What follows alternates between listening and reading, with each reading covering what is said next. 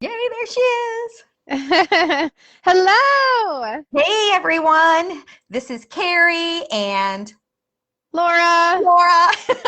And we are very excited to be here. Laura and I have been chatting that we think we might want to do this pretty regularly. We are kind of excited to, I was telling Laura, maybe it's because we're in a pandemic. Actually, Laura, I'm going to wait until we have some people join. Let's see. How do we know? Oh, we have two people. Hi. Make sure you tell us before we get started, tell us where you're joining us from. We'd love to know if you're an SLP, if you're a parent. It's great to know who we're talking to. We've got 9 on here, Laura, so we'll just wait a couple more minutes and let some friends join us. Yeah, I think that's good. I was just sharing it to my page too, so that, Wonderful. people who follow me. Yeah, that's great. So yeah, when you comment, let us know that you can hear us. That's always helpful. Let us know if you follow Laura, if you follow me, if you follow both of us, if you have no clue who we are, but you're like, this just looks like fun. We would love to know also where you are. I am in Kansas City, Missouri. Laura? And I'm in Denver, Colorado. So it's kind of prime time here. It's kind of happy hour where Laura is, but so let's see here. We have some people who are going to talk to us a little bit.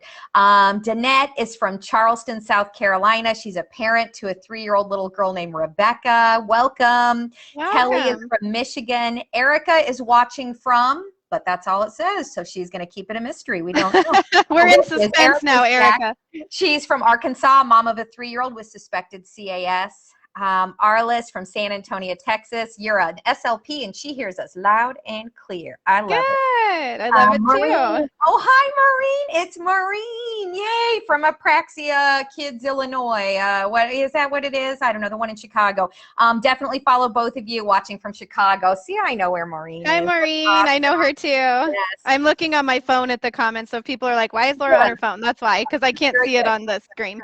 Because Laura's addicted to her phone, and she can't ever put it down, right? We have people from Pittsburgh. Oh, Branson, Missouri. Well, Danette, you're just like my neighbor. Okay, great. Oh, she is. Yeah. Megan is from Wisconsin. She's an SLP. Oh, Shalia. Am I saying it right? Shalia Reed. She's from Kansas City. She's my neighbor as well. Wow. That is. This is awesome. Oh, Tessa is from Joplin, Missouri. We have lots of Missouri people on. Bree is from Corona, California. Yes, I know Bree. What's up, girlfriend? In Corona. I'm trying to think. I mean, obviously it hasn't been in the past year because I haven't been anywhere in the past year, but I was in Corona. That was one of my most recent in-person trainings. SLP from Slidell, Louisiana. Awesome. Hi, Gina. Long Island. That's Michelle. Chrissy from Oklahoma. Jess from North Liberty, Iowa. Iowa's my home state. What's your home state, Laura? It's actually here. It's Colorado. It's Colorado. Very good. Very good. Aubrey from Southern Illinois. Aubrey, I went to Southern Illinois in Carbondale. That's where I got my master's degree. And all right, so we have about 77 people on. Laura, let's go ahead and get started. What do you think? Yeah, I'm so excited to be here, Cari. Thanks for having me and just having this vision and this idea. And I mean, really, it was spawned from both of our readers. And yes, yeah, so it's exciting. Do you want to kind of introduce the topic, what we kind of thought we would chat about tonight? So Laura and I have been chatting, and it's really fun because I was telling Laura, maybe it's because of COVID and I never leave the house, but I've been looking forward to this so much. To the point where I was hoping that maybe Laura and I could do this weekly. And so what we're thinking is we may do every Thursday night, and we may do twice a month on Facebook Live and twice a month on Instagram, IGTV, and do it live there. So if you want to join us, we hopefully are going to do this every week just because Thursday nights seem to work well for both of us. And I don't know, we'll see if we have anything to talk about. I mean, I feel like we're not going to have any we will. So we just want our followers, our viewers to know that what we're thinking is this is going to be kind of a time for us to get away. And so Laura and I both have our tasty beverages. Okay. I have our little tumblers. Oh, you have your sippy cup. You have your wine glass. I have a little tumbler. Yep. And she has her tumbler. You'll just have to guess what's in Laura's. I have some Cab, so that's my favorite wine. So we're gonna make this pretty casual. What we would like to do before we get started is have you guys vote on what we're gonna call this. So Laura and I have been shooting back for some ideas. Oh man. Yeah, it's So been many fun. ideas. So many ideas. So I'm going to throw some of them out there, and then you guys in the comments, let us know if any of these are ones that you like. So we had thought virtual happy hour with Laura and Cari. That's one That thought. was one of our personal favorites. Yes, we like that one. Another personal favorite that I really like is Uncorked with Laura and Cari, because I feel like maybe this is just going to be our time to be casual and still talk about really important topics related to apraxia and speech therapy and all that stuff. Apraxia Adventures with Laura and Cari. That was one I had come up with. Your apraxia aficionado was yeah, pretty compelling.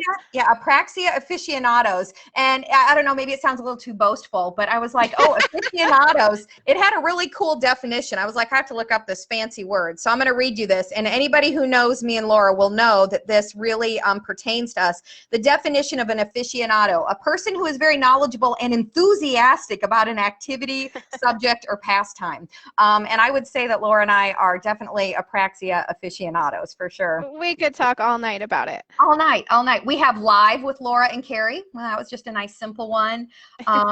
Wine chats with Laura and Cari. SLP mom chat. And apraxia adventures with Laura and Cari. So I would love to know, Laura and I would love to know if you guys have any thoughts. We're really leaning towards either Uncorked with Laura and Cari or virtual happy hour with Laura and Cari. So give us your feedback. Let us know what you think we should call this, because we're thinking we're going to make this a regular thing. I thought it was kind of cool too, because, you know, I'm part of the apraxia community when I was a walk coordinator. And so I kind of jumped in right at the time when I was, you know, I'm an SLP, and then I was a mom, and I'm in the community, and I'm in these two different roles. And it was nice to like go out with moms who really got it. So I think we all have our regular girlfriends from college, or, you know, at least I do. And I know a lot of people do, even if it wasn't from college, your regular kind of girlfriends. But it was nice to get away with people who kind of understood my other world and my apraxia world. And so yeah, it's just like you and I both understand both. So we do. And just being around people who get it. And the topic we're actually going to talk about, by the way, Laura, Uncorked is winning hands down. Yeah, Uncorked is, I'm looking on my phone. It is dominating. This is officially known as Uncorked with Laura and Cari. So now it's going to be logo time. And I'm sure someday we'll have t-shirts, right, Laura? No, we're going to go. We got to. I should have worn my Bubbles one from you, but I didn't. Oh, that would have been fun. Maybe next week we'll wear that one. Yeah. So, all right, Uncorked it is. It looks like we're getting like tons and tons of replies on that. So what we would invite you to do is, if you choose to join us, and if we do it weekly, the good thing is if you're busy, you don't have to join us. It's always recorded, so you can always go back and watch it. But we're going to invite you to tell your mom or your spouse or your older child that they're taking care of the little ones tonight, because this is me time. You're going to get a tasty beverage, alcoholic or not. It doesn't matter, because we don't know what's in Laura's cup right now. I'm not telling. You're going to get something tasty, maybe get a little snack. Maybe you're going to spoil yourself a little bit, and you're going to join us. And we also, at the end of every little episode here, we're going to ask you what you want us to talk about the next time. So we really want to, we can talk about anything related to speech therapy, specifically related to apraxia and comorbidities, around apraxia. But we also don't want this to be like a continuing education course. I mean, we really want it informal. And just like if, I think I was telling people last night when we were doing our run through that actually the first time I ever met Cari met her in person was at the apraxia conference in Pittsburgh. And she had just come in, and it was late, and she was hungry, and I was sitting in the lobby, and she sat down. I was like, oh my God, it's Cari Ebert, and no one's sitting next to her. I guess it's my chance. And we just had a happy hour, but literally we could have talked about CAS the entire night. So, I mean, we did. Yeah. I always joke now before COVID that my husband was always like, oh, you just go to the conferences to play with your friends. And I'm like, no, that's not true. And now that COVID happened, I'm like, it's kind of true. Yeah, I miss my friends. I miss my friends. Yeah. And this is what we do. We nerd out on CAS. We legit do. If you're at a happy hour with us, we are legit nerding out on CAS. We are, though. And we get so excited. Last night, were any of you with us last night? We did just a run through, because we're not exactly the most tech savvy SLPs on the planet. But you know what? We're here. So, we get props for that. But next Thursday night, we won't be live. Next Thursday night, we already have something else planned. We did an interview with a pediatric dysarthria researcher on the East Coast. And so we're going to share the interview that we had with Dr. Levy. So if any of you have kids who have dysarthria along with CAS or let's see, what is that? Okay, something popped up. Somebody's sending us stars. Do you know about this stars? Yeah, no, I don't. I was looking on here too. Yeah, I don't know. mean, the comment from Jill Shackelford made me laugh, though. FYI, Cari is driving up my Amazon cart purchases. Yeah, you have a way of doing that, Cari. It's bad. It is. And I mean, one of these nights, I'm going to have to show you. I have to get it organized because it's chaotic now. But, you know, my toy storage room is like crazy insane, and I hardly do any direct therapy anymore because I'm a professional speaker, but I just can't stop buying toys, and especially books. Like you can see my books. I am a book fanatic. There's my mom. Look, my mom is on there. Mary. Oh my God, that is adorable. Are you serious? My mommy. Isn't it so cute? My mom is the best. If you ever come to my house, my mom will make like the best goodies. We'll have pie and we'll have cinnamon rolls. Her homemade cinnamon rolls are the best. So anyways, okay, I wish I could just read all the comments. Yeah, this is, oh, Cari has a great eye for books. Yes, I do, and I'm obsessed. I have like 6 in my Amazon cart now, but I have to spread them out so my husband doesn't know how often I order books. He's like, Cari, you're not even practicing right now. Why do we need more books? Why do we need more? I don't even know. I don't even know. And it's because, I don't know. You know what I really want to do, Laura, is someday, and then we need to get on topic, but I really want to like rate toys. Do you know what I mean? Like, oh, look at this. Oh, I like it. Like, you know, rate and how it helps developmentally and how it inhibits developmentally, because unfortunately a lot of our toys are not good, you know, so that's another especially those noisemaker toys. With Michael is on here. Michael just had a baby. Michael is the first one. He is a he specializes in executive function, and he's an SLP who specializes in working with older kids with executive function. And so he was the one who convinced me to do my first Facebook Live, and now I'm addicted. So thank you, Michael, and thank you for being here. Okay, so, oh, I love this. Kimberly says, Cari, I was a crazy lady looking for those darn Target ladybugs. I hope you found them, Kimberly, because they are to die for. After I posted about ladybugs, my Target sold out immediately because all my local SLP friends were like, gotta go, and they all like hoarded. I mean, you should get paid advertising for that. Let's be honest. I really should, because I tell people to buy stuff, and people are always like, hey, I bought that thing you recommended, and I'm like, oh, well, good. Right. That's awesome. Okay. So Laura, the reason we kind of decided to do this is because, did you do a post about the backpack? So no, what happened is this one day I was reading Cari's post, and I always love Cari's posts on Sunday about Let's Talk About Autism Day, and she showcases something that's unique and amazing about her son, Aaron. And in this particular case, oh my God, they had gotten the most adorable puppies. Like, you guys, I can't even stand it. I'm like stalking her personal Facebook all the time and all of her stories, loving these puppies are so cute. But anyway, you had posted that Aaron, to get ready for them, had, you know, one of his favorite toys is Hot Wheels, and he had gotten them all ready for the puppies. And you were saying, is this developmentally appropriate for a 14-year-old? Probably not. Get over it. That's autism. You know, like, this is so sweet. And it was amazing. And so I had put the comment on there that was like, yeah, I kind of felt the same way when we were shopping for a backpack for Ashlyn, and she's in 5th grade, and a lot of people don't have character backpacks anymore, and she really wanted the Frozen one. I mean, she was solid. She was 100%. This is what she wanted. And I had this minute in Target where I was like, are you sure? And she was so sure. And well, your statement in that post on Aaron, you were like, I'm not going to take that joy away from him. He spent so many years not enjoying things. I'm not taking the joy away. And I was like, yes, that's exactly how I felt that moment in Target. And we got a lot of responses for it. And then you said, I think we should talk about this. Yeah, I think I actually said we should do a Facebook Live about that is exactly how it evolved. So yeah, I think so, because my son is actually 16. I mean, 14. Oh, 16. I'm sorry. No, it's fine, but he's 16. So he's a sophomore in high school, and his favorite thing in the world to play with is Hot Wheels. And when he was 2, 3, 4, 5 years old, he was so dysregulated. For those of you who don't know my story, Aaron is not only has apraxia, but he's autistic. And so he his primary diagnosis is autism, secondary diagnosis apraxia. I am quite certain he has dyspraxia or developmental coordination disorder. I mean, trying to watch him do jumping jacks, still can't ride a bike. I mean, I don't know that he'll ever learn to tie anything. He just really struggles. He is doing therapeutic horseback riding now, and that has helped tremendously with his body awareness, with his core strength, just in general.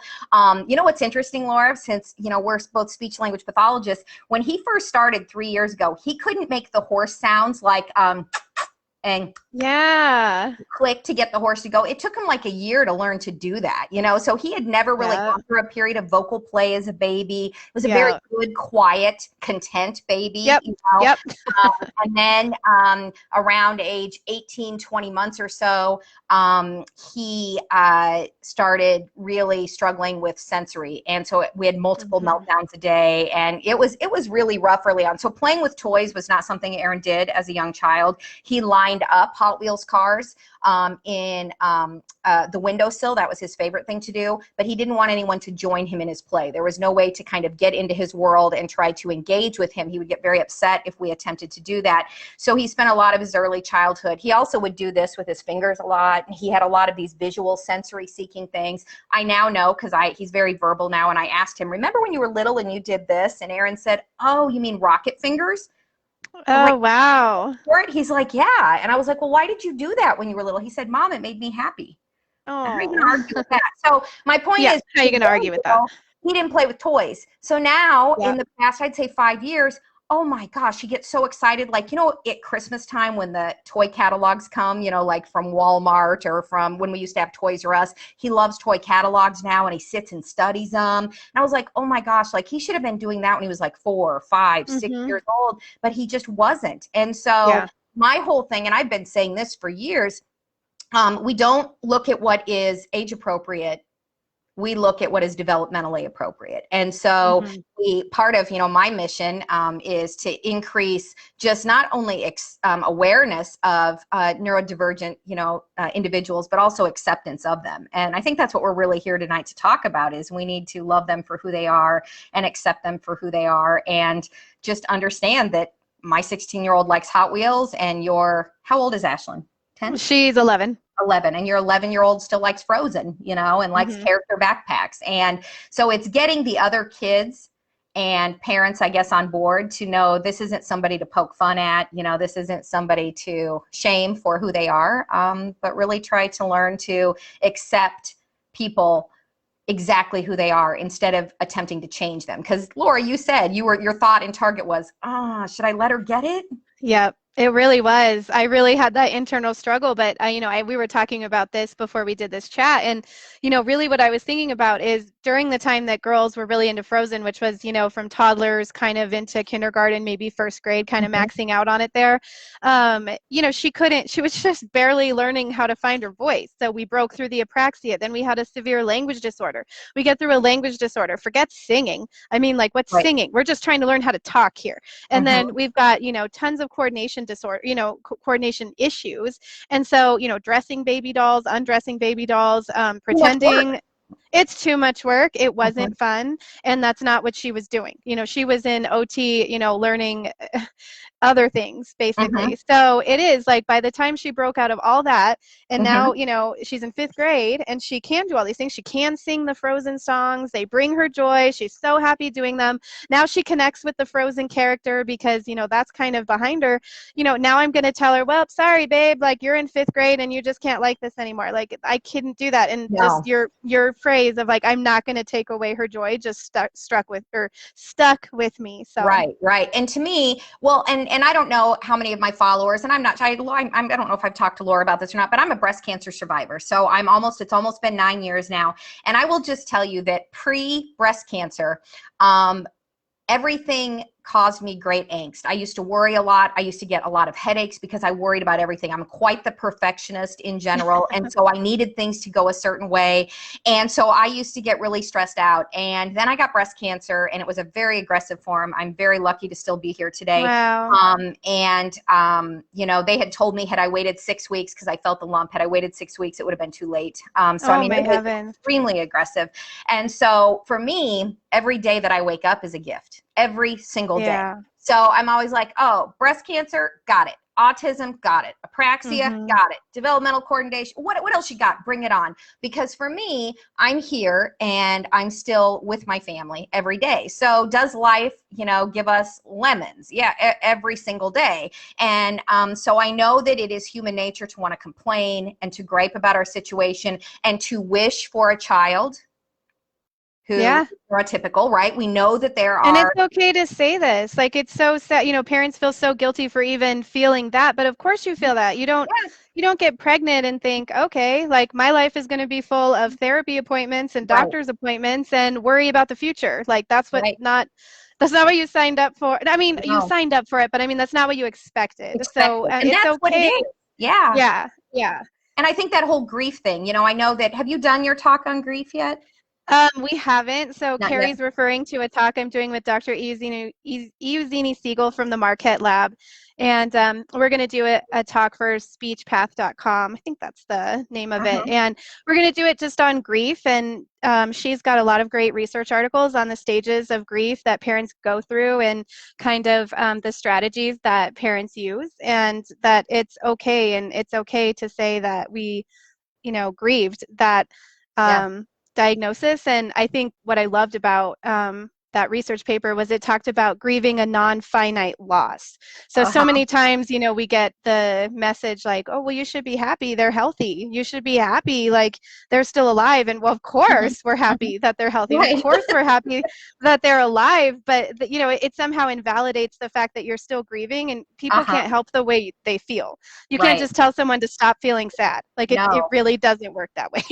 Well, and for me and my husband, because we had the autism, you know, which very early on, we were in denial for quite some time. And I now understand that that denial is actually hope. You know, it's this hope that, oh, maybe, you know, because I always had this idea that, well, it's because he had so many ear infections. And, you know, I mean, I'm a speech language pathologist. He's going to talk, you know, I'm a pediatric SLP. Of course he's going to talk because I use all my strategies with him. And so, you know, we would have days where we were like, oh, I mean, we actually said, you know, to each other, do you think he has autism? And then we'd drink wine and be like, no, it's not autism. You know, he has an ear infection right now. And so we went through all of the stages of grief. And at 3, I mean, I honestly didn't know if he'd ever talk because it was very clear to me that he had motor planning struggles related to his speech. And it was very obvious that he had him throughout his whole body.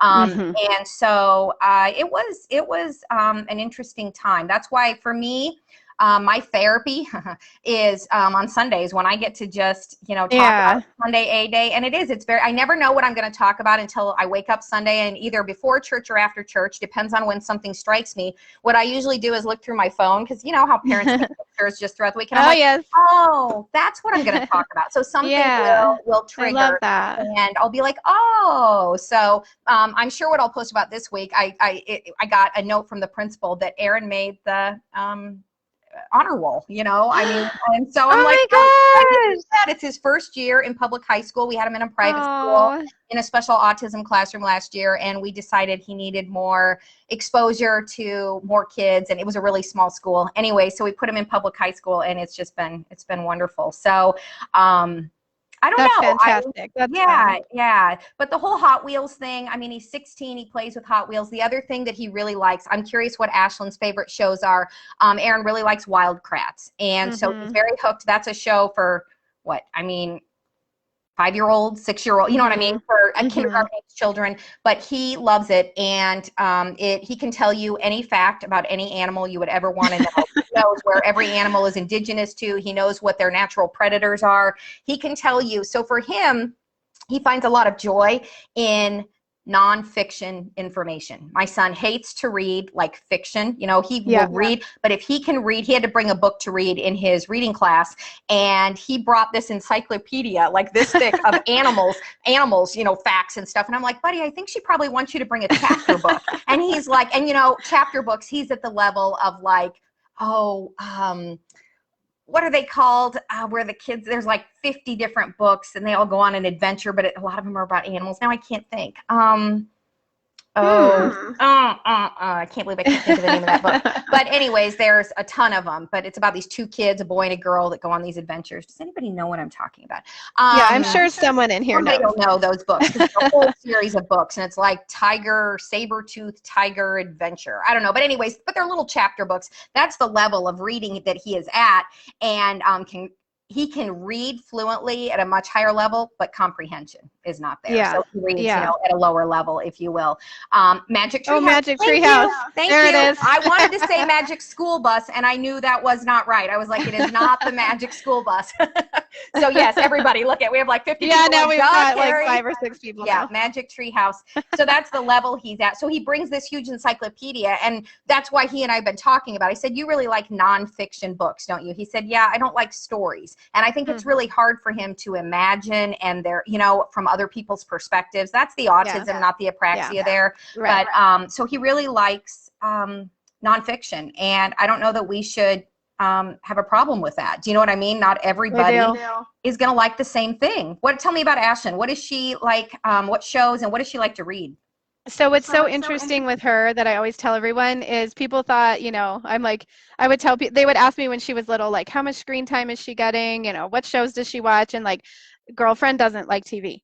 She doesn't watch shows. Like, so when she was little, so it would look like, oh, wow, Laura's kid's never watching TV. No, Laura's begging her kid to watch TV. Like, Laura needs to take a shower. Please watch Mickey Mouse Clubhouse. Laura needs 10 minutes. Do you know what I mean by that? I mean, every parent needs just 10 minutes, right? Yeah. Yes, it was like so crazy. So I feel like, you know, I was talking to a developmental pediatrician yesterday that I finally got into seeing, which is a whole other story. After 4 years, so ridiculous.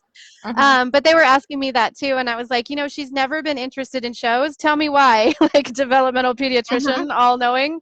But I really do think it's a mix of everything. I think it is. It goes visually, you know, she's got like some visual perceptual problems, so shows can go very fast visually.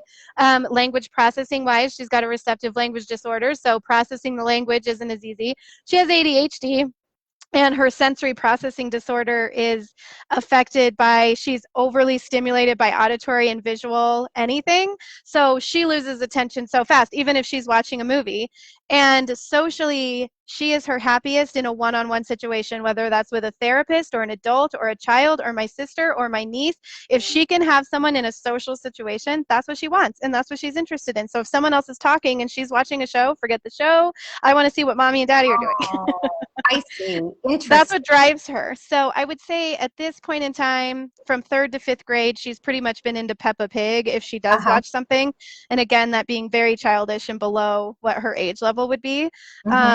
But yeah, and for movies too, she won't sit through an entire movie. We finally at Steamboat like a month ago sat through Beauty and the Beast, and she drove my youngest son crazy because she was like, wait, what happened? Why is is that really a beast? Wait, why is he turning? Like, she had so many, and my son was like, stop, watch the movie.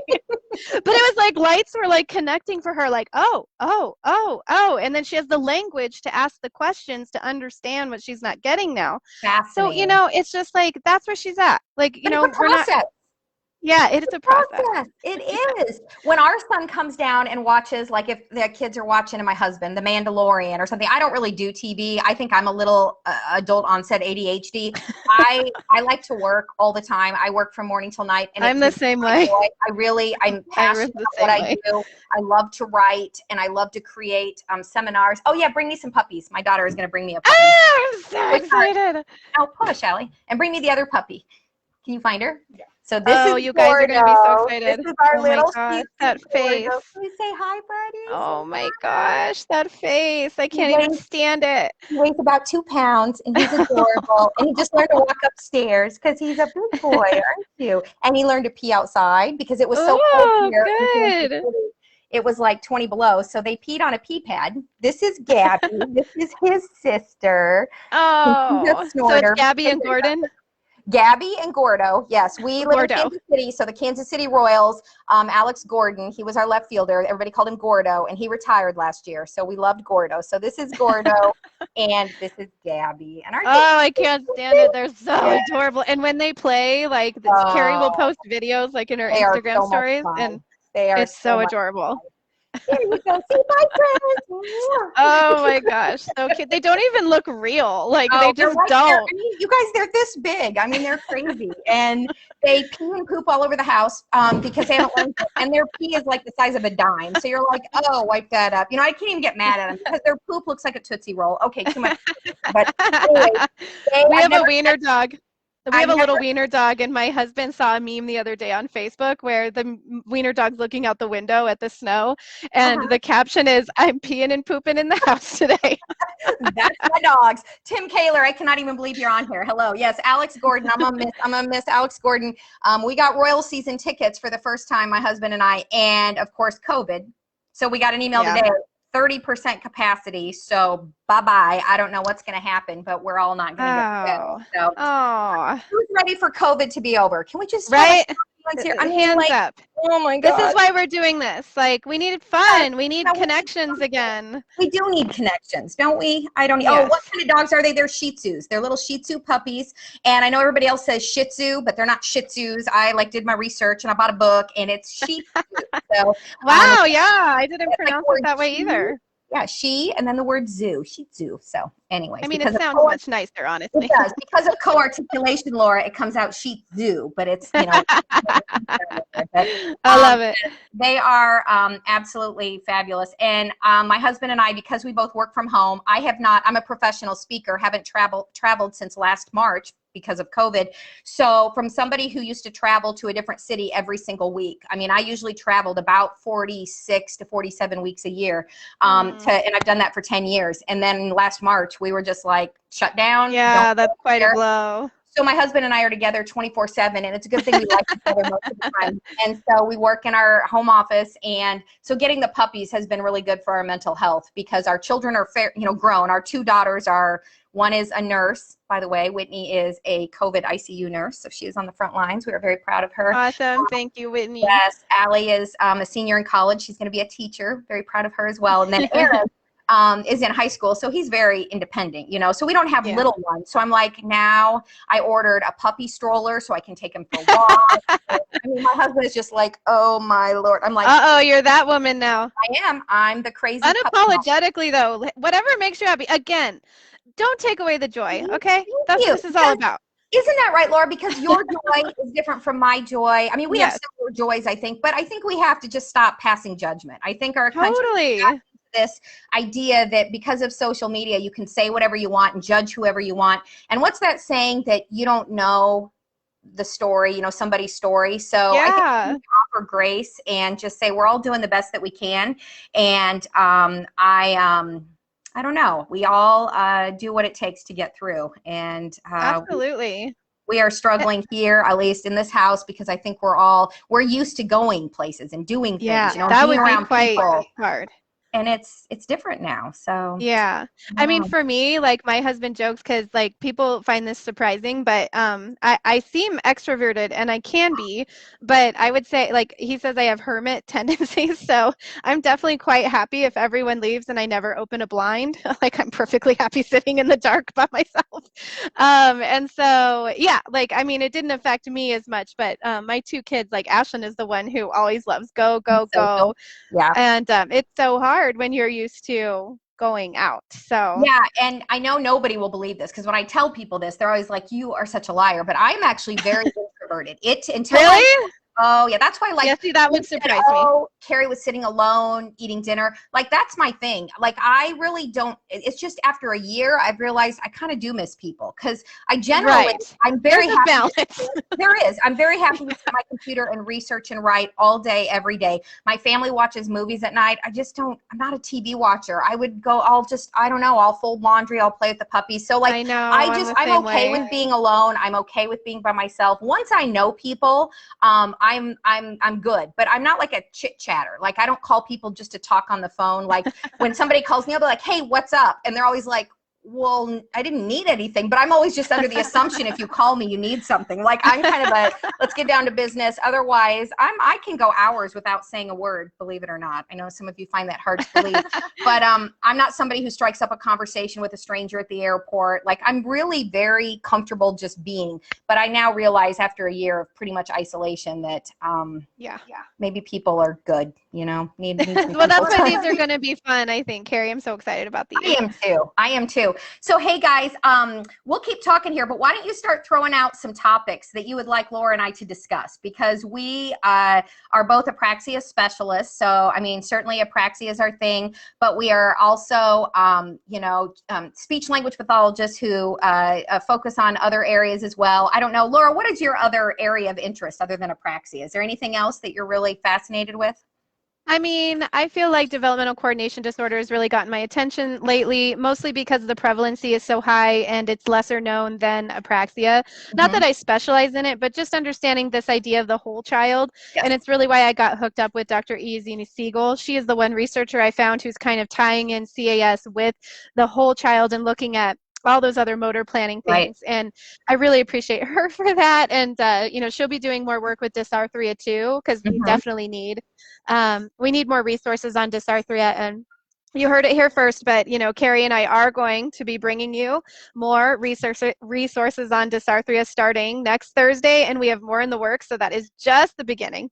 Yes. But definitely anything motor speech, and then, of course, I enjoy working with, phono, and I was a school speech therapist for a very long time, and I worked in the severe needs program, so I feel very comfortable working with AAC alongside my apraxia practice, and supporting AAC in that way. And so I mean, severe needs too. What I love that you said though is that, focusing kind of on the whole child. So something that Dave Hammer, which is one of the big experts in the field of if you will, for apraxia therapy, he's retired now, but something he and I had talked about when we were writing our book was that we need to focus on the whole child insteed of just the hole in the head. You know what I mean? Yes. That we start focusing on WHOLE. So you have those, so true. What they call homophones. Is that the right word? I don't know. I'm not really, but those words where they sound the same, but they're spelled different and have different meanings. And you have a book on it. Which, homophone is the best book on homophones ever. C, S-E-E, and C, S-E-A, right? That is so cute. Oh, my heavens. The kind of stuff my son really needs help with because his language processing is really impaired. And so he's just now starting to figure out like homophones. So I didn't write the book. I don't make any money from it, but Homophones is a fabulous. And she's probably going to do that every single time we get on here, guys, just so you know. Yeah, even informally, every time I've been on here with Cari, she's pulled out a book on me. I do. I'm always like, oh, that's why I have to be I love it. My computer is over there. When I work, I sit over there. But I thought this is a better backdrop than like, I don't know, the wall. Yeah, this is a great backdrop. Yeah, so, but I'm always like, oh, I have a book for that. And somebody I always love, because you always have your haters. You know what I mean? On social media, you do a post and there's always got to be one or two haters. So when I posted my rainbow bookshelf, which most people are like, oh. Which I love. Yeah. No, there's always that one person who goes, that's ridiculous. How could you ever find a book? You should group your books by theme. And I'm always like, thank you. But you know what? This is my joy. I walk into this office every day. I sit here 8 to 10 hours every single day. And if this brings me joy, you ask me where any book is, I know the color of the spine. I will find it for you, And so this is my beautiful bookshelf, color-coded. I have 3 other bookshelves that are organized by theme. So, I just love how people want to judge and assume that I'm an idiot because I want to group my books by color. I'm always like, it's so hard for me to not say, mind your own business. I don't know. I'm like, why are you judging me? People tell me all the time too, like, you're very PC to comments on social media. And I'm like, well, you kind of have to be, because if you are just going to, go to battle with everyone who has an opinion about what you said, you're not going to last long on social media. No. So it really is just, I think, we understand people have difference of opinions. Fine. Let the opinion come and go. What a boring world it would be if we all thought the same way. Do you know what I mean? If everybody had the same opinions and everybody thought the same way, I think it'd be a pretty pretty boring world. So It would. I feel like the theme of tonight too is like, don't take away my joy, whether they're neurodivergent or not. Yeah, if you're fifth grade wanting Frozen or you're 16 wanting Hot right, Wheels, like just right. don't take away the joy. It doesn't. Why? It doesn't in the grand scheme of things. We're here for a very short time on this planet. Yes. I think that those moments of joy, because people, it's not really about being happy. To me, happiness is fleeting. It comes and go.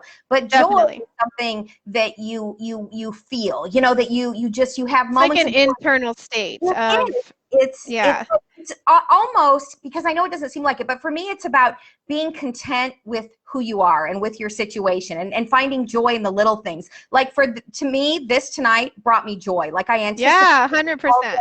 I was excited about it. I got up and was like, yay, tonight's Laura night. You know? So Yay. if this brings me joy, so be it. I also find joy in watching baseball. I've always loved baseball. My college roommates hated me for that because I wanted to like watch baseball on the weekends, and they were like, this is so dumb. And I'm like, I don't know. Baseball brings me joy. I can't help it, right? So somebody just asked a question, and so I want to have you answer it. She said, she asked Laura, how does a developmental pediatrician help you more? She said she actually learned more, she felt like, from the OT and the SLP. So what do you feel like a developmental pediatrician can offer, or a good developmental pediatrician could offer?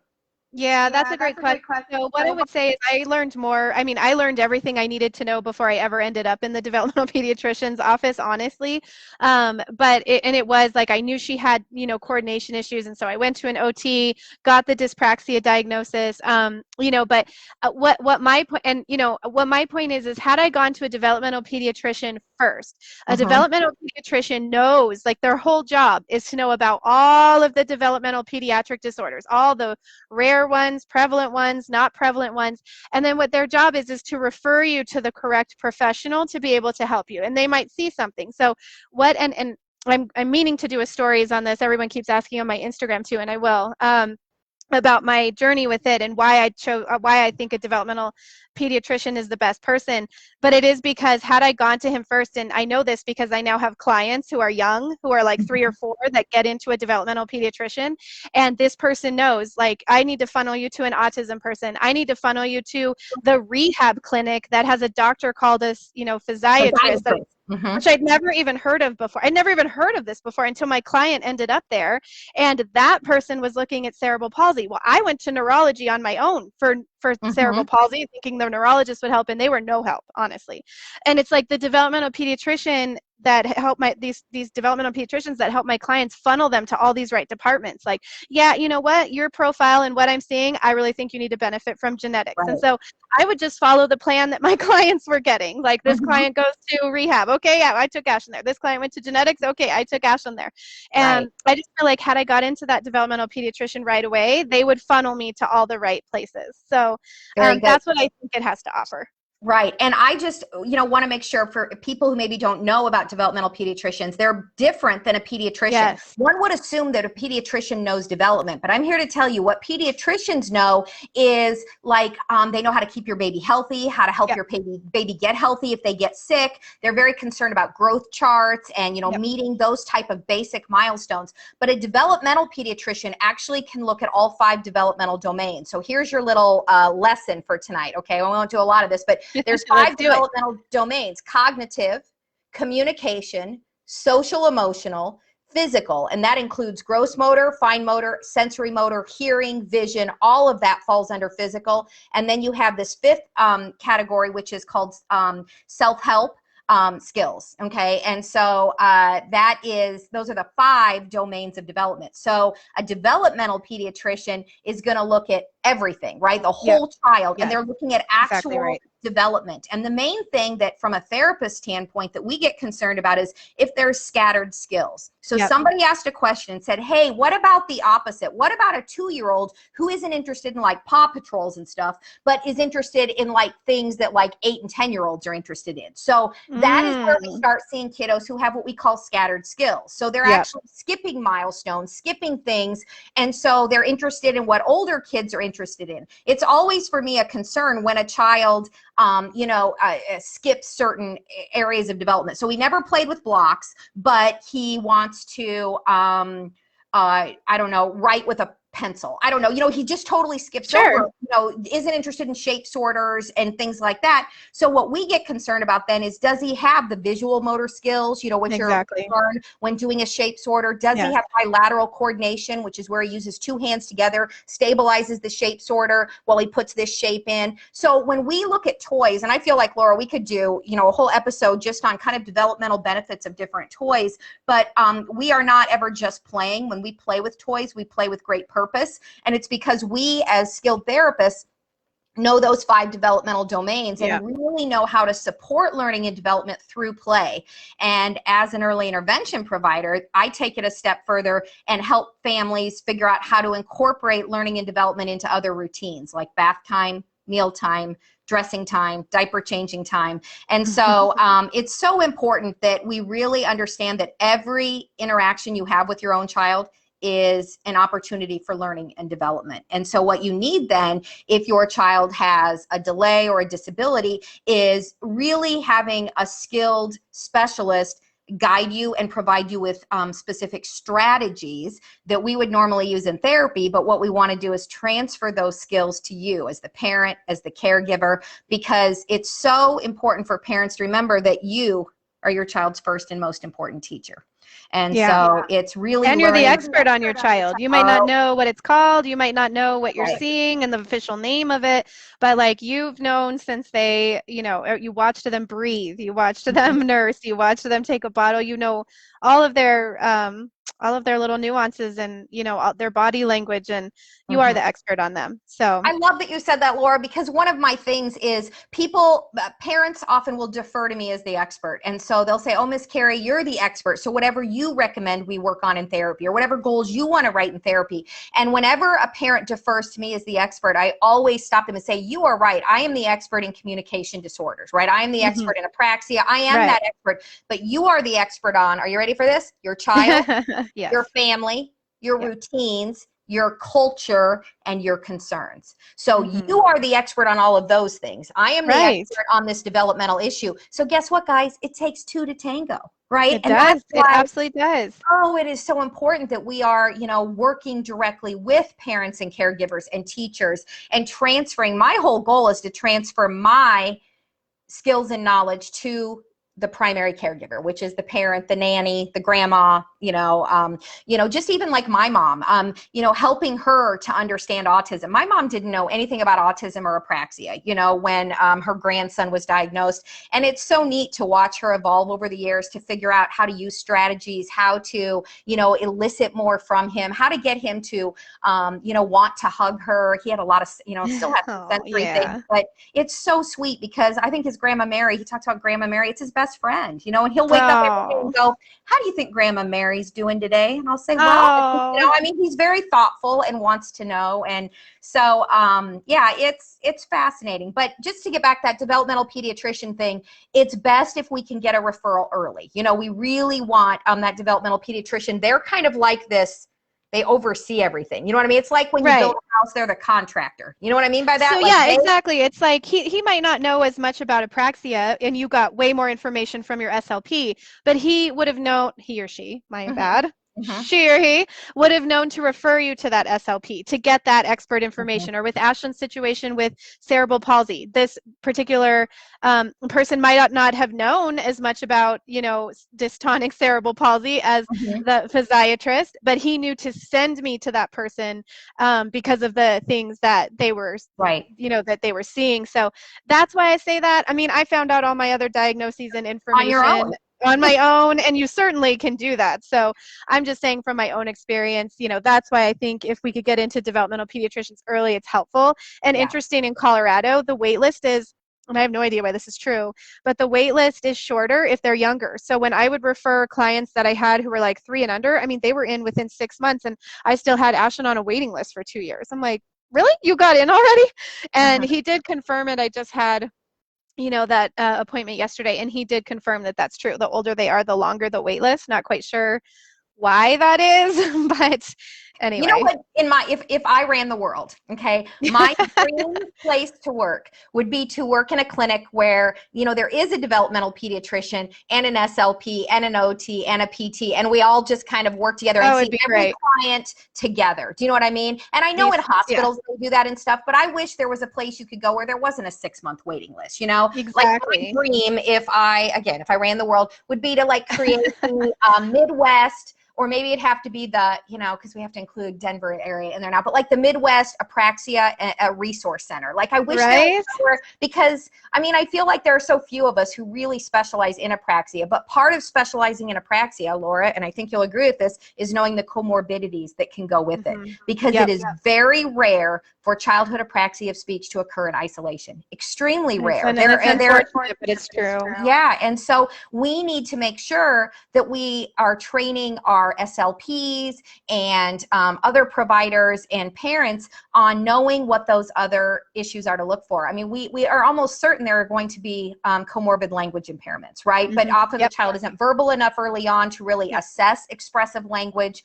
And so it's so critical that we don't just say, oh, the goal is to get him talking, and once he's talking or she's talking, we discharge from speech. We're called speech language pathologists for a reason. And I think it's so important to recognize that there are often going to be language issues. And when there are language issues, you guys, and I don't want to like burst your bubble, parents, but you have to understand, if there are language difficulties, there are going to be academic difficulties, because everything academic hinges on language. Everything. Okay. Every class hinges on language, and written language is an extension of spoken language. So if you have a child who struggles with speech, you can just about bet there are going to be problems with written language, which is reading and writing, okay? So that's why it's so important that we really, I don't know, if you're on social media much at all, there's this big thing about trying to, especially on Instagram, I see it, we need to make disability not a taboo word. That having a disability, we need to make sure that we can say, yes, I have a child with a disability, and that you're not like looked, or, oh, I pity you. Oh, I feel so sorry for you.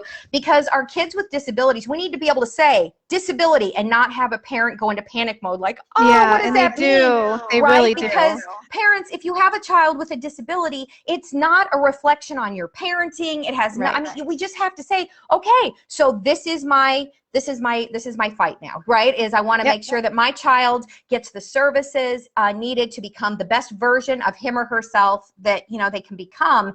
And I know it's easier said than done, but we have to be able to talk about it. We have to be able to say the word disability. We need to be able to talk about therapy without it being taboo. And so I feel like we're on the right track, but I don't know, there are still, I think, some reservations people have about, oh, I don't want my child to be labeled. I don't want to label. Well, labels get you services, and services are what children need if they are struggling learners. That's my favorite term, by the way, Laura, that I use with because I work with birth to 3 primarily. And so I talk about young children as being struggling learners. And I find that term is pretty well accepted by parents and grandparents, because they'll often say, yeah, he is a struggling learner. And so instead of saying disability with, a child who's 2, which can be really hard to swallow for parents, and I think I was fine too with developmental disability, even if I knew, or developmental delay, actually. I was good with that one. Developmental delay is fine. It's okay, because it's just a delay and we're going to get out of this. And there is a difference, because delay versus disability. Delay is. Oh, yeah, we could get into that, but a delay. And the problem is the labeling in the schools, it's not called, it's a developmental delay label, but, that could happen even if you do have an actual disorder until 8, then you figure that out. It's just the state of affairs with the terminology is a little the system doesn't work very well, because in birth to 3 you have certain terminology, right? Which is funded under Part C and authorized under Part C of IDEA, Individuals with Disabilities Education Act. Exactly. Right? That's who funds birth to 3 services. And then when kids go to school at age 3, they go to early childhood special education if they need it, and then if they're receiving therapy services or on an IEP in the schools, that's authorized under Part B of IDEA, Individuals with Disabilities Education Act. Yeah, so there's the word again. There it is. I mean, so in our acronyms, in our alphabet soup world that we live in, and I wonder how many parents actually even know what IDEA is or what it stands for, you know? It's so hard. That could be a whole nother topic. If you guys are still throwing out topics, is that an important one to you? Yeah, IDEA, you want to do alphabet IEPs? soup? We could do alphabet soup because I have a whole list of acronyms that, like, you know, we include in posts and stuff. So let us know if you want to do alphabet soup. Alphabet soup would be fun, but I was even thinking just navigating the IEP. I get a lot of people who are just, where do we go for that? Even if you send them to Wright's Law, you know, Wright's Law is prolific, so it's very overwhelming. Yeah, just that process. That might be a potential topic. So yeah. So let us know. I haven't been doing a very good job of looking at the good thing is these comments are all saved. So this will be, you know, this is recorded automatically. So identity first and person first language. Yeah. You know what I could do, we're just going to end here in probably about 5 minutes or so, because probably an hour is long enough for you. Yeah, I think so. But, I'm just going to go ahead and comment on this. I recently wrote a book on autism, and so I have done a lot of research. I follow a lot of autistic adults on social media, and while society, neurotypical society, says we should use person first identity, child with autism, that's person first lingo. The autistic adults out there say they prefer identity first language. So I say I have an autistic son, and the rationale behind this is that autism isn't an illness. It's not something somebody's trying to cure. Autism is a different way of being human. We actually refer to, I mean, Laura and I both refer to our children as neurodivergent, which just means they're wired differently, right? They're neurology. Yeah. That's all we're talking about, you guys, is neurology. My son's neurology is different from my daughter's, who are both typically developing. His neurology is different. So he processes information differently. He is an extreme visual learner, not an auditory learner. He has sensory sensitivities that go above and beyond to the point where he has sensory processing disorder. So it affects his ability to function in daily life. Yeah. So autism is part of his identity. Okay, it's not. So the way autistic adults explain it is autism isn't something you carry with you like a handbag. You don't say, oh, you know, I have a son with autism, as though he could set his autism aside for a while and be typical. So you can't set your neurology aside. So the rationale is that identity first language says I'm autistic and I'm not ashamed. And so for me as a parent, that's why in my new autism book, I talked about, you know, there are certain terms I don't use anymore. Red flags is not a term that I use, because red flags, if I say that to a parent, your child has red flags of apraxia or red flags of autism, what that does is it sounds as though there's something alarmingly wrong with my child, right? Red flags, alarmingly, there's something alarmingly wrong. So instead he has traits of autism or signs of motor planning struggles or whatever it is. So for me, it's been learning about the semantics, and semantics is vocabulary and what words do we use. So, yeah, I love that. I love that answer. I mean, I think that definitely following us, particularly the autism community in particular, they do definitely, many of them say, I want to be, I want to say I am autistic. I don't want to say I'm a person with autism. Right. And I think the same is true. Just when I think about, a lot of parents have asked me before, do we tell our children they have apraxia? And if we do, when do we do it? And I got the best advice very early on from the founder of Kasana at the time.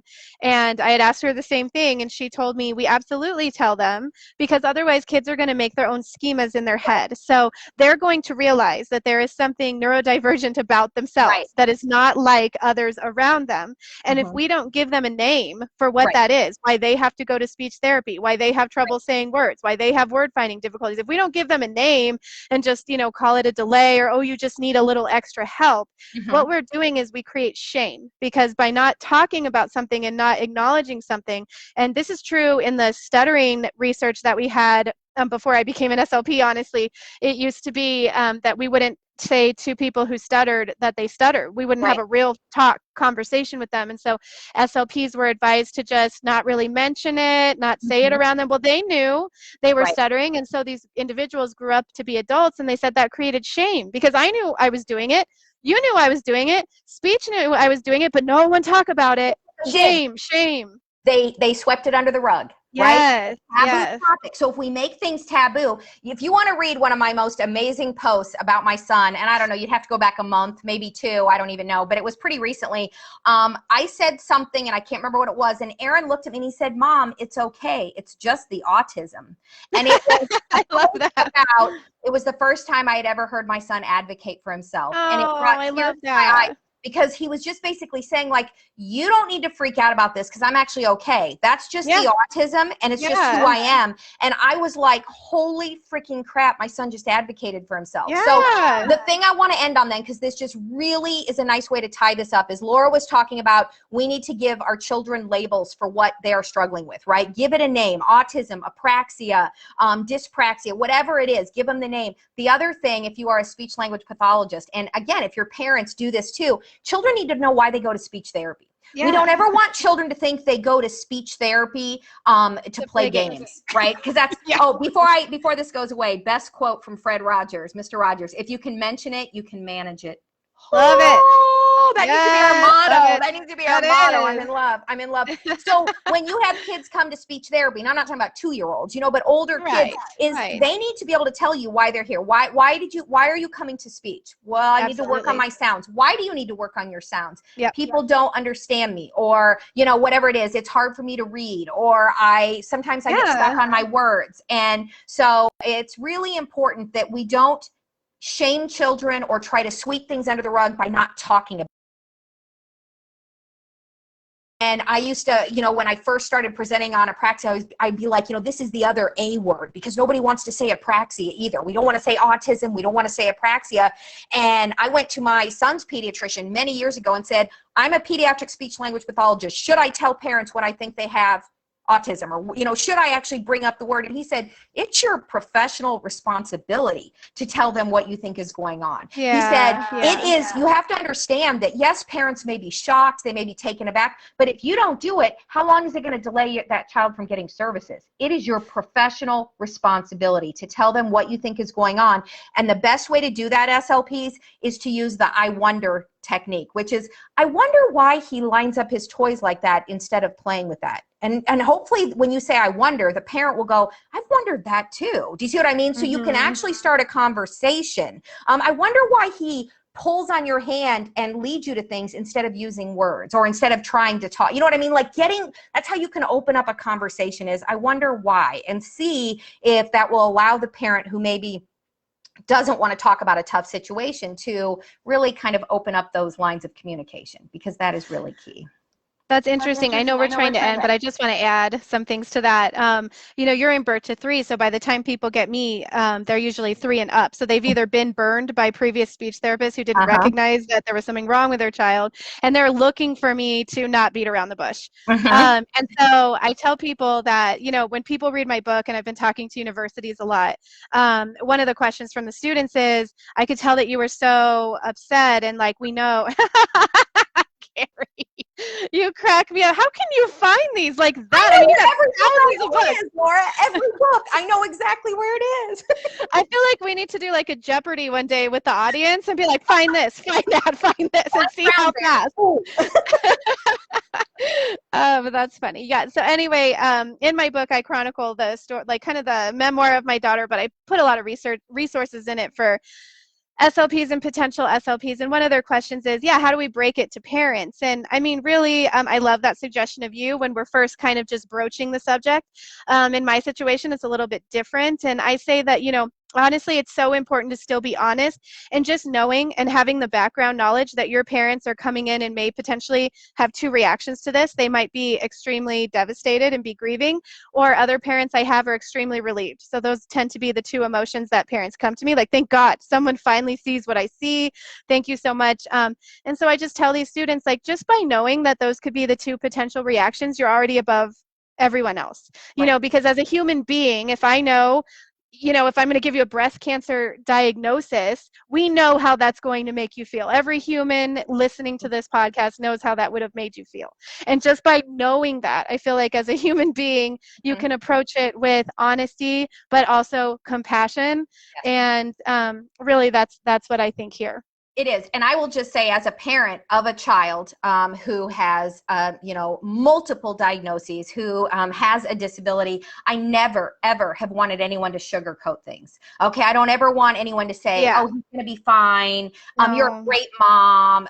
He'll get it. So, it's so important that we are honest, and you can be honest, and you have to have confidence in your own skills as a professional to say, I'm really concerned because little Joey is missing some of these basic foundation skills, or little Joey is missing verbal imitation, and we just can't teach him to talk because he's missing, this foundation skill. And so what I want to do is help build those foundation skills, and I'm going to need your help to do it. Do you know what I mean? Yep. So in with confidence and say, these are my concerns, right? You don't even have to talk diagnosis, but you don't want to sugarcoat things. And so that's why, if you follow me on social media at all, lately I've been talking a lot about, I don't really want to know about your cute therapy activities. What I want to know is, what are your therapeutic strategies? What are you going to do to help?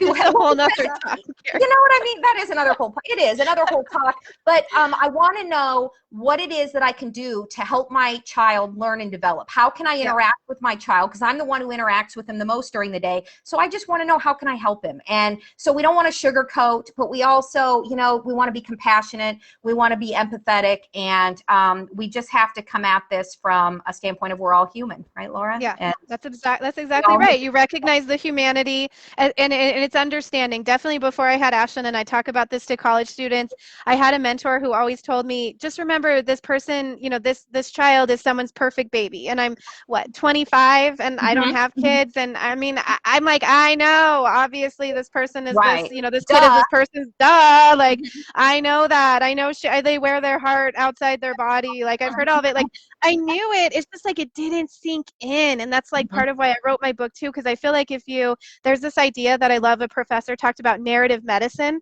and that's exactly what you do on Sunday. And narrative medicine is, you explain the human family side of the condition. And by professionals and other people listening to the narrative of the actual disorder, it allows you to be a more compassionate and more well-rounded professional when you're treating them. So anyway. You know what? I think we could write a book together, Laura, and it could be bringing the humanity into disability or something. You know what I mean? Like, it is. Yeah, I love it. Humanity side, because for so long we've looked at it as medical. Do you know what I mean? Yeah, and we look at it through this professional lens here. This percentile, standard score, percentile, age equivalent, blah, blah, blah. Yeah, I agree. Yeah, we could do a topic certainly on PI, which is my favorite way to look at goal writing. I know we have to stop, guys, but so I don't know. We'll go back and look through the notes. I hope you guys we'll look through the comments. If not, Laura and I are just going to come up with a topic. If you guys don't have anything, that you care specifically about, we'll always try to talk a little bit, obviously, about apraxia. Oh, here, Laura, last question, then we're going to be done. At what age should I talk to my daughter about her autism and apraxia? She's 8. What do you think? Yeah, so the best advice I got for this is, people think it needs to be a sit-down conversation where you're real serious, therapy type style, and that's not effective, because the kid is probably just going to, maybe they won't even listen to you. They'll sit there, and then they'll probably change the subject because they're kids. Best way to do it is, in my opinion, and you can add on, Cari, but my opinion, best way to do it is in a moment of struggle, a moment when you see the autism, a moment when you see the apraxia, and you can give a name to that moment of struggle. And that makes it tangible, that makes it concrete, and the child can associate that moment of struggle was not because maybe they were stupid or they don't understand things, but that's apraxia. Love it, because my son just had in one of his classes, and it was an assignment, and there were 6 multisyllabic words, and they were words he had never really said before. And oh my gosh, I wish I could have got on video how he said the words. So we wrote the words down, and I said, this is because of your apraxia. And he was like, that apraxia? And I said, yes, the apraxia makes it hard for you to get sounds in the right order. So we wrote the words down, and he had to actually give a PowerPoint. It was like on Da Vinci, or I don't know, it was some artist. He was taking this art class, and he had to do a PowerPoint. Well, these words were names of cities in Rome and castles and just big, long, words. So we practiced them like 2 or 3 times a day for a week before he had to give the PowerPoint. And we did I actually did a post on it, how we did backwards chaining and, broke them down so that they were manageable. And I think I named the post something like, apraxia rears its ugly head again, because for a long time we haven't had to really deal with it.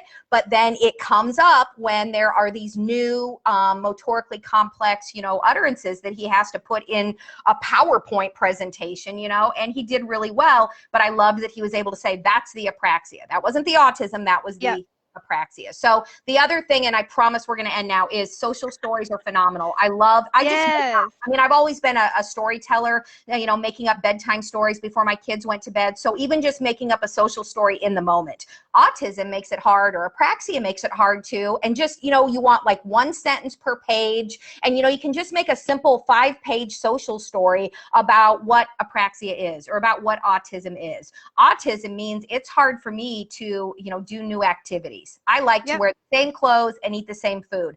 But as I get older, I'm going to try new foods. I'm going to try, I don't know, you build in positive wording, but it's always about trying. It's about talking about it. So you guys, what I think Laura and I are going to end with is talk about it. If you just open the lines of communication, give things names, don't make things taboo. We are all unique and wonderful in our own way. And we just want to celebrate our children and celebrate this journey that we're all on.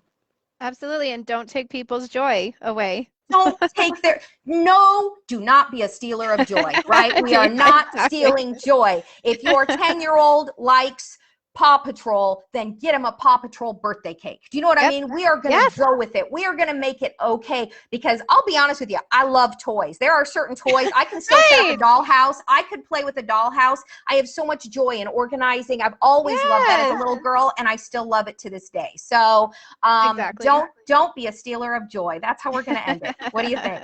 I love it. It was great talking to you, Cari. Oh my gosh, you as well. So guys, tune in next Thursday night. It'll be a recording on dysarthria if you're interested. And then after that, we're going to start doing something every Thursday night, either here or on Instagram. So make sure you follow us. Laura's handle is SLP Mommy of Apraxia. Is that correct on both Instagram and Facebook? And mine is Cari Ebert Seminars. So make sure you're following us both so you don't miss our lives. So thanks for joining us. We are officially Uncorked. We're kicking off Uncorked. Uncorked with Laura and Cari. Cheers. Cheers.